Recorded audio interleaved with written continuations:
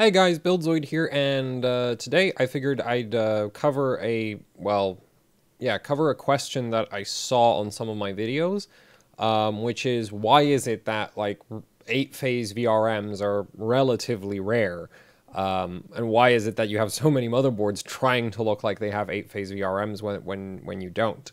So the thing is, that's what we're going to cover here, and I don't know where I was going with that. Anyway. Here we have a set of Mosfets and chokes, which is why they're labeled C. That would be, you can configure this to be a 8+ 2-phase VRM. It's really just a matter of what voltage controllers, drivers, and potentially doublers you hook up to these. And you can get an 8+ 2, or you can get a 4+ 2, or you can get a 4-phase with doubling plus 2. You could, in theory, also run like a 4+1 with doubling on both. You could also do a 4+1 with no doubling whatsoever. You could do a bunch of things with this. And so we're gonna try do a cost comparison, and then I'm also gonna show you some of the like changes in design complexity for those, because that's basically going to tell you why it is that, you know, hooking this up, like, this is enough components to build an 8+ 2 phase. It's still, most motherboards that have this, you know, amount of components won't actually have them wired up as an 8+ 2 phase, because that's actually really way more complicated and much more expensive to do than just running a 4+ 2 phase with doubling on the 4 part. So then, let's take a look at, you know, some of the pricing. Now, the problem with the pricing part here is, I don't actually know what drivers every single motherboard uses. So this is basically, this is based off of what I've sort of encountered used on motherboards and what was simple for me to do the calculations with. So, and the problem with that is this chip right here. I don't actually know what driver is normally used with an ISL 95712. And Intersil's own datasheet recommends an ISL 6625. But you'll notice that the ISL 6625, for being just a driver, is incredibly expensive, because this chip has slightly, does the same thing, and it has actually slightly less features than a CHL 8510, but somehow it's like 3 times the price. So I'm not sure what's up with that. And all of these chip prices are off of the manufacturer's websites. And that also adds the issue of, like, I don't know if the motherboard vendors aren't getting, you know, discounts for certain parts based on how many they buy. And basically the end result is, I actually think this price point this price right here is wrong. Because there should be you should be able to find a driver that'll work with an ISL 95712 that doesn't cost $1, that costs like 0.25. Because I tried to do, and I wanted to replace this part with with what MSI does on their motherboards, which uses an RT8894 and then some kind of Ridgetech driver, and Ridgetech recommends like a 9624A driver for use with the 8894. Or at least that's like the one that they, you know, that's the easy one to go with. Obviously, there's going to be other chips that work as well.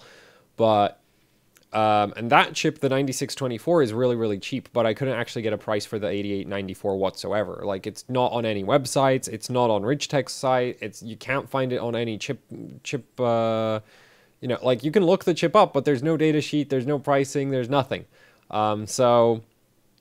There's just a bare overview of like the kinds of features the chip has, and because of that, basically I'm stuck with the ISL chip and the overpriced ISL 6625 there.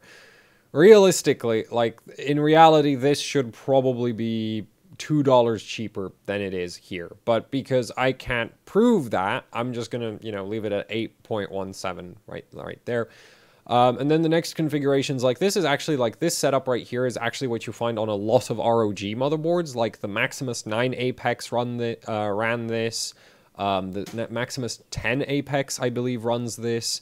I do believe the Crosshair 6 Hero runs this. So yeah, this is a really common configuration, because it's relatively cheap. It should still be more expensive than this one right here, but this one's just screwed up. It's relatively cheap. It's definitely cheaper than all of the alternatives here. And you know, it gives you a 8 plus, effectively an 8+2 phase, because with the doublers, you basically, so the problem with the doubling schemes is that, especially say the 3599, is the 3599 doesn't do current balancing or temperature balancing or any balancing between the phases. So you basically end up with a situation where the voltage controller sees a 4-phase, but you do get the interleaving of an 8-phase. So it's not perfectly current balanced, it's not perfectly temperature balanced, but you still get the benefits of a 8-phase compared to a 4-phase of having lower output ripple and lower input ripple. It's just if you built a real 8-phase with per phase balancing, then you would actually have even lower output ripple and even lower input ripple, as well as better, you know, potential, or you could balance it for better thermal performance or better voltage regulation performance, better transient load response. Like, basically a real 8-phase has some minor advantages over having a doubled up 8-phase like we have here. And this is another way to do a doubled up 8-phase without using quite as many components, because obviously board complexity adds to overall VRM cost. This uses 15 chips to be built, this uses 6, because the 3598 literally just replaces the 3599 and the CHL 8510. So this is like a simplified version that you might find. Like, this was actually popular on a bunch of motherboards as well, where space was more important. So a lot of motherboards use actually this setup right here. And then you have the real 8-phase setups. And I do believe that you can find, like, Gigabyte has, I think, 1 or 2 motherboards that use roughly this, except they also double the 8-phase into a 16. So at that point, you end up in a situation where it's like, okay, well, that's not really a fair comparison. But the problem with the 8-phase is basically that if we were to look up an IR 35201, which is a 8-phase voltage controller, it's this right here. It's an 8+0 phase controller. It's not a, you know, it's not going to do an 8+2 phase. And on most platforms, like, say, AM4 or Z270, you don't have just one voltage that you need to generate. So for, say, so I'm going with basically AM4 here. On AM4 or Z270, on AM4 you have vCore and then you have vSoC. And the SoC is the system on a chip, or also the iGPU in some cases.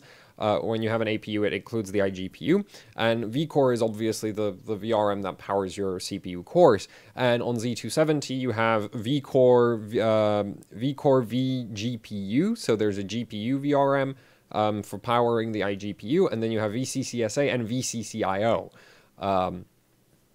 And so, you know, like on Z270, you actually would have even more phases than what I have here, except like VCCSA and VCCIO are normally put on basic single-phase voltage controllers or fully integrated buck converters. I've seen one motherboard where they actually were using a bunch of Mosfets to drop as basically as resistors to drop the voltage down from a like intermediate rail. So there's a bunch of ways to get the minor rails, and so I didn't include them here because they're not really part of the calculation, because they're just extra parts that you need on the motherboards. These are the parts that, like, you know, you can sort of interchange, and it doesn't fundamentally change the design of the motherboard, but still you can see the cost increases. So basically with the 35201, you're stuck in a situation where if you do an 8-phase, you're going to need to buy another controller to do your +2 part, right? Because you need to power the SoC with something. You can't hang it off a vCore, because that would really upset the the memory controller, and it would also potentially kill the memory controller. So you can't do that. So you need to buy like another chip, which I think what Gigabyte did on one of their boards, they actually ran 235-201s just because they didn't want to buy another, you know, another component. But a lot of motherboards these days, especially on like with X299, we've actually seen a lot of motherboards where you have 35204s just scattered all over the place for minor rails, like Memory Power has a 35204, or VCCIO has a 35204, or, you know, you get the idea. So basically, A lot of motherboards will just use a 35204, and this is a 3+1 phase voltage controller, and so you can use that for the +2 part, and then you just need drivers for everything, for every single phase, and since we have 10 phases total, you still need 10 drivers. And then you end up at $9.15. And then if you want to, you know, simplify the board a little by not using 10 drivers and you want to replace them with 3598s, you end up with an even more expensive board because the 3598 integrates a doubler function, which just adds to the cost. It's not just 2 drivers glued together. I mean, you can run it as 2 drivers glued together, but you can't, you know, you're still paying for that doubler part sitting on the chip and not being used. So that ends up being really, really expensive. So obviously, just from a cost perspective, these two right here, like you're going to be spending more on just parts to build them, which is why they're unpopular, compared to something like this one right here or the one at the bottom here, which should be cheaper if the stupid driver was, you know, if I had the right driver chip, that one would be definitely cheaper. So now then let's take a look at actually what the wiring differences are. So we have our, you know, 8 high-side Mosfets, 8 low-side Mosfets, 8 inductors for V-core. We have 2 high-side Mosfets, 2 low-side Mosfets, 2 inductors for SoC power. And now let's say we're going to wire this up into a 4+2 phase using the ISL 95712. And that would look something like this.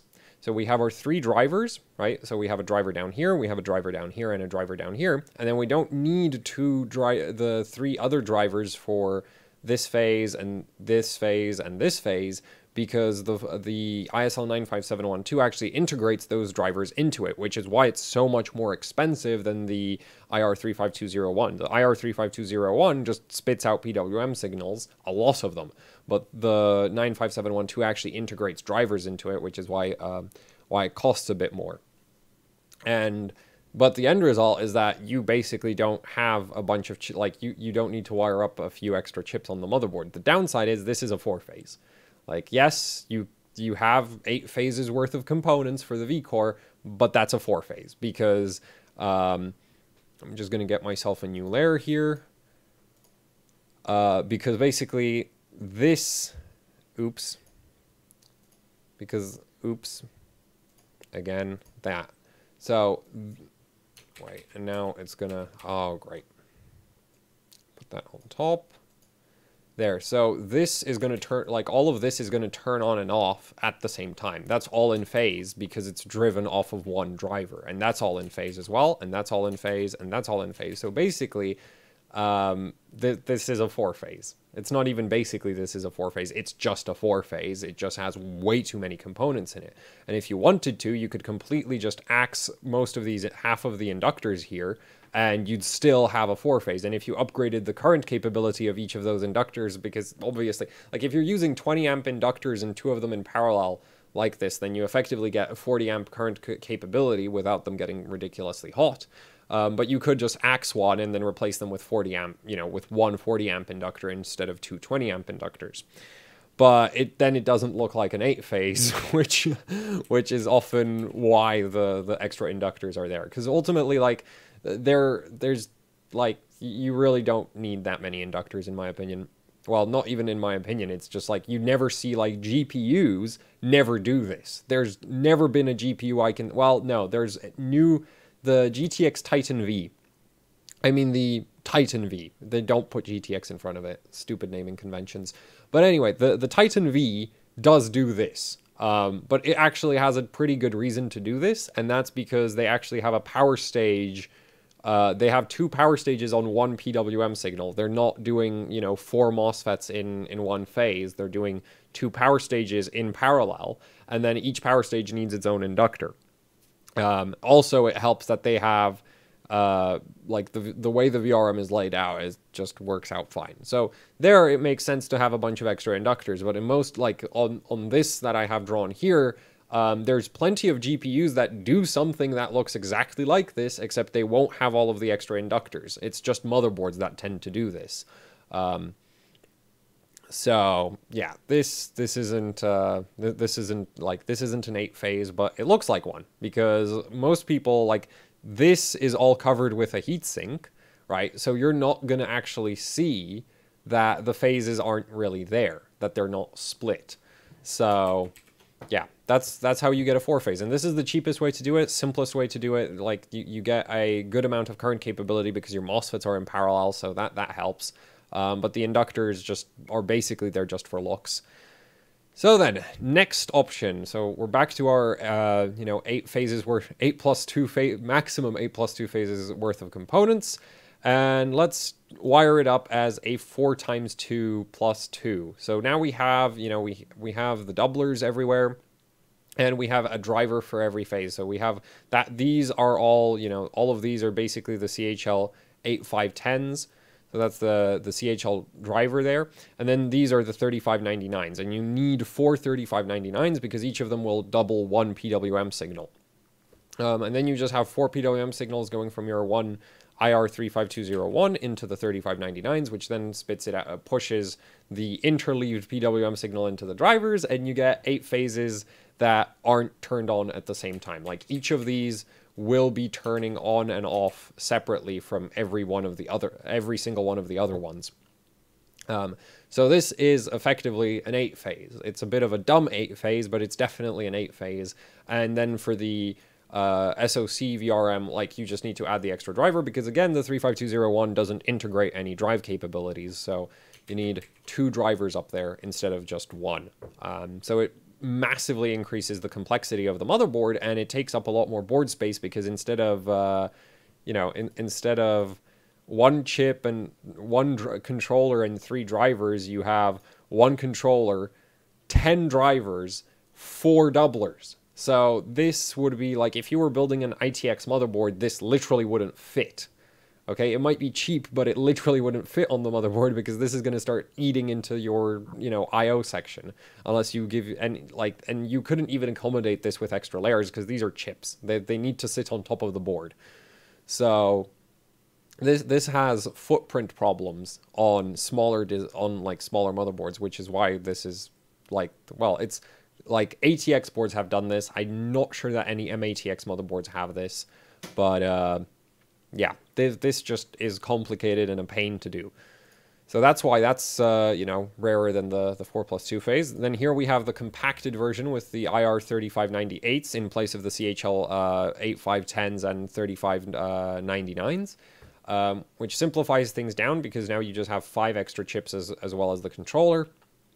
But it drives up the cost because the 3598 is disproportionately more expensive compared to the 3599s and the CHL 8510s. But this is definitely more compact, and because the 3598 integrates the functionality of the 3599, this is still an 8-phase. So in terms of control scheme, these two are the same thing. Like, it's just one of, this one chip here replaces these 3 chips here. So that's why that works out so well. So this is pretty, there's quite a few boards that have something like this, but this is obviously expensive. And then we get to the real 8-phase VRMs, and those look like this, right? So this is one where you have a CHL 8510 driver for every single phase. You end up having to lay out 8 PWM lines somehow through the motherboard. The worst part is, it's not so much the PWM lines, because that's not the main problem. You actually also have to hook up current sense for every single phase at this point, and that adds even more complexity. There's also a bunch of passive components that need to sit around every CHL 8510, as well as every single one of these 35201s. This is going to have a bunch of passive components for itself. So basically, this massively increases board complexity again, and you're paying extra money for an extra chip. So that's why this is really, really rare. That's why. Very, very few motherboards go with this kind of setup because it just massively increases the complexity. And normally, if you have a motherboard using a real 8-phase, they actually will get rid of having 3 chips like this, where you have the high side MOSFET, low side MOSFET driver. That'll just be replaced with with a power stage like an international rectifier 3555 or a 3553, because it reduces how many components you end up having to having on the board. So that's I don't think there's any motherboard that does literally this. It's just you could do this, and this would be like a real 8-phase. This has per phase current sense, per phase current balancing, everything. You have 8 phases proper. And then, if you wanted to simplify this a little bit, you could go with 3598s. And actually, Asus does this on a lot of their GPUs. Like, I have a GTX 780 Ti here, which is a DirectCU2 card, and it has an 8-phase voltage controller, which I want to say was the ASP1211 or the 1212. I can't remember exactly right now. That's some kind of rebranded international rectifier chip. And that chip then feeds a bunch of 3598s, because the 3598s, instead of, having a bunch of CHL8510s, so they just use 3598s, and then they hook them into discrete MOSFETs like this. So this is actually something you would see on a GPU, and then there's a separate voltage controller with 2 phases for the memory power. Again, not very popular for motherboards, so, because... I'm actually not sure why this is unpopular for motherboards, because Asus does this on a lot of graphics cards, so it can't be that that expensive. Though I guess there might be some restrictions on what they have to do with GPUs. There might also have more space. So yeah, but this is the most expensive option, and Asus does it a lot on GPUs, so it's kind of interesting about that one. So yeah, that last one was this one, and yeah, basically the reason why having a real 8-phase is rare is because you can't buy an 8 plus 2-phase voltage controller. If you could buy one, it would be really expensive, just because also it would be a big chip. So normally most motherboards that claim to have 8 phases will either be a 4-phase with doubling, which is totally valid. You can call that an 8-phase. It does most of the things an 8-phase does anyway. Or there'll be a 4 plus 2 phase with way too many components hooked up, because this is actually really cheap to do. And it looks good, right? Like, well, it looks like an 8-phase. It looks more complicated than it really is. It's really simple to actually build. And so it's really popular because it makes your cheap, crappy motherboard look like a better motherboard, even when it's still cheap and crappy. So, yeah, hopefully that covers everything. I mean, most of the difference is just, like, all of the difference is just it costs more and it's more complicated to wire up. That's basically it. There's no other reason, right? It's just a cost thing and a complexity thing, which complexity just translates into more cost anyway. So it's just a cost thing. Yeah, so that's that. That's like the major difference. That's the many ways you can wire the same set of MOSFETs. Like, you start with this, and then you can build this, which is a 4 plus 2 phase. You can build this, which is a 4-phase doubled. This, which is a 4-phase doubled for the V-Core part. All of them are the same plus 2. In theory, you could also double the plus 2 part if you were using a controller that was only 4 plus 1 phases. And there are some motherboards that definitely do that. I just can't think of one in a recent example of that. This is a real 8 plus 2 phase, and then you have another real 8 plus 2 phase. So yeah. The MOSFETs don't change, but how they're actually being controlled is where all of the difference is. And there's a pretty significant change in the cost and the complexity of designing the board. And that's why, like, the real 8-phase is really uncommon. And it's reserved basically, like, Asus does a real 8-phase for a bunch of their Rampage boards. And actually, it wasn't that rare to get a real 8-phase, or at least it wasn't as ridiculously difficult to get a real 8-phase on, say, Z97 and Z87. And the reason for that is Z87 and Z97 have one main voltage, and that voltage is VCC in. And you would think also X99. X99 is also has a lot of motherboards where you have a real 8-phase because you just have VCC in. You don't have a iGPU, you don't have a memory controller rail, you don't have a I/O rail, you don't have a system agent rail, you don't have a SoC, like, you just have VCC in, and then there's a voltage regulator built into the CPU itself that converts the VCC in down into all of the little voltages that the CPU actually runs on. But the fully integrated voltage regulator has kind of, like, even on X299, the fully integrated voltage regulator no longer does system agent and I/O. It just does core power. So yeah, on X299 you have VCCSA, VCCIO as separate rails, and I assume it's because they built Kaby Lake X for those. And because of that, because it's like, if if you're going to be building a motherboard and you're going to have a +2 or a +1 for system agent or iGPU or IO or SoC, it doesn't, like, you don't want to use, you don't want to increase the complexity by buying an extra chip just because you decided to use all the available phases of one of them for vCore, right? Or VCCN. So yeah. Also, that's also why, like, the X299 boards, like the really high-end ones from both ASRock and EVGA, in theory, ASRock and EVGA could have totally built a 14-phase on there, except they opted to build a 12+1 phase because you need to run the VCC, you need to power the system agent with something. So, they took... They run the vCore as a 6-phase with doubling, and then they have a +1 hanging off of the 7-phase voltage controller that they have. So, yeah, that's basically some of the intricacies of phase counts. It's not at all about how many inductors and Mosfets you have. It's just about how they're controlled. So hopefully that covers everything anyone could have wanted. If it doesn't, there's a comment section. You can ask questions there, as well as leave any comments or other suggestions. If you'd like to support what I do here with actually hardcore overclocking, I have a Patreon, PayPal, and t-shirts you can buy. You can find a link to all of that down in the description below. And of course, it would help out if you would like, share, and subscribe to YouTube thing. Also, there's like a bell button if you want to be first on my videos, if you want to get notifications.